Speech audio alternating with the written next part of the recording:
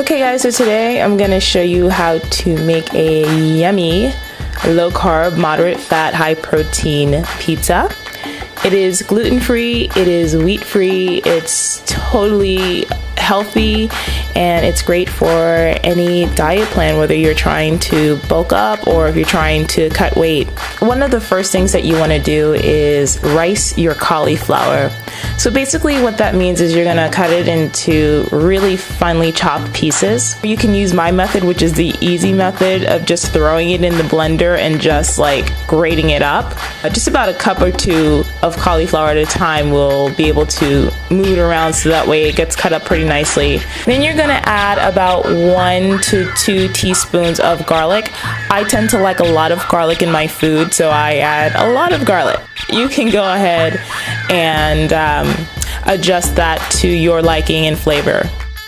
Once you add in the garlic, you're gonna go ahead and let it saute a bit so that way the garlic kind of aromatizes with the oil. It releases some of the flavor, and it's gonna start to brown a bit. Once you see it starting to brown a little bit, then you're gonna go ahead and add your cauliflower to the pan. The next thing that we're gonna do is add a little sea salt, and you can just sprinkle in as much as you need for your own diet and based on your own plan. Now what we're going to do is go ahead and saute all of that up and cook the cauliflower until it turns a nice golden brownish kind of color.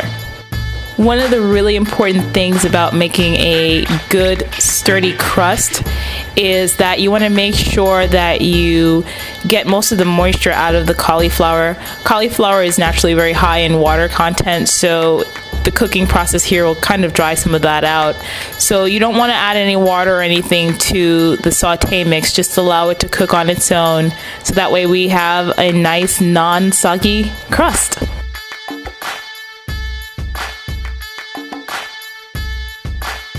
The next thing that we're going to do now that the cauliflower and garlic are all cooked up is transfer it back into your bowl, and we're going to go ahead and season it up a bit here.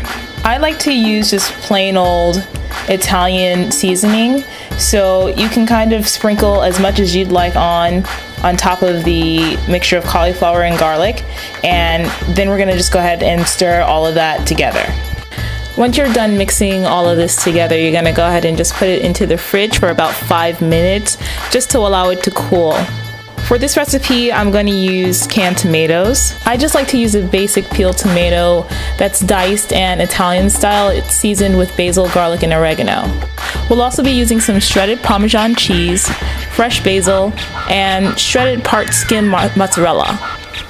You can take those ingredients and just place them over to the side. We'll be getting to those a little bit later. Right now, I'm just going to go ahead and slice up an onion. Now, if you like onions, you can use a lot or you can use as much as you like to. I'm just using just a couple of slices, about less than 1/4 of an onion. The next thing that we're going to do is slice up a tomato. I like to use about 2 thick slices of a vine or Roma tomato. Once you slice the tomato, go ahead and remove the seeds. Once again, you want the pizza to remain as dry as possible, so any wet parts of vegetables should be taken out.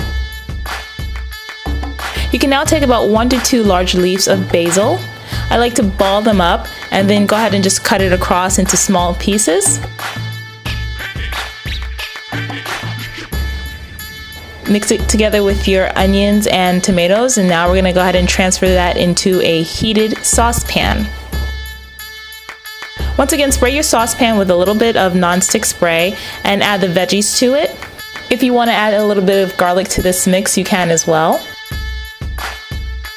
Cook the veggies until they turn a nice brownish color. The onions should start to caramelize a little bit here. Now let's go back and get the bowl of cauliflower out of the refrigerator. Take your bowl and go ahead and put it onto the scale and set your scale to 0. I like to use grams as my way of measuring just because I feel like it's a little bit more accurate, so we're going to go ahead and use that. We're going to take your Parmesan cheese and add 14 grams of it to the bowl. We're going to do the same exact thing with your mozzarella cheese, so go ahead and add that to the bowl. The next thing you're going to do is crack open your egg and add your egg white. Once all 3 of those are in there, you're going to go ahead and mix up your cauliflower, and you want to get this mixed up to a nice consistency, so just make sure that everything is well blended.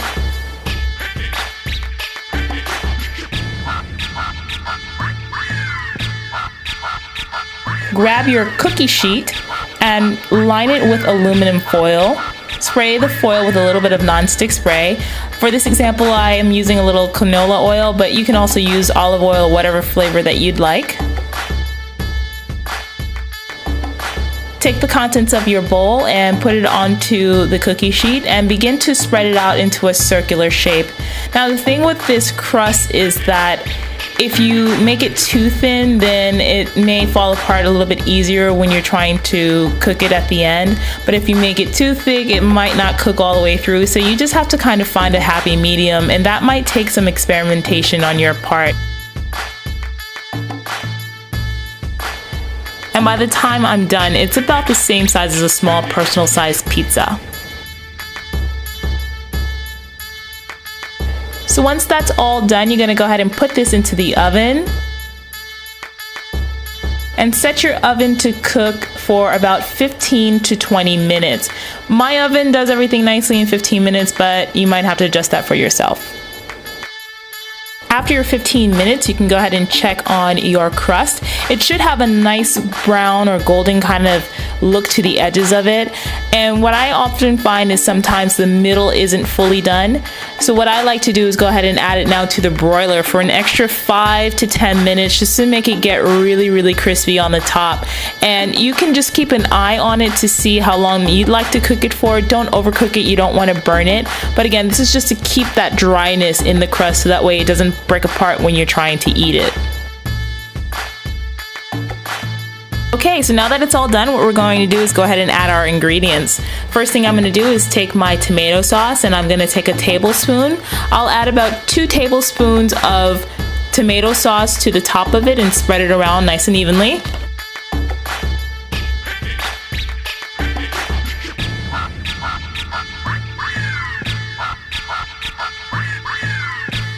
Next, I'm adding my veggies, and once again trying to spread everything around evenly.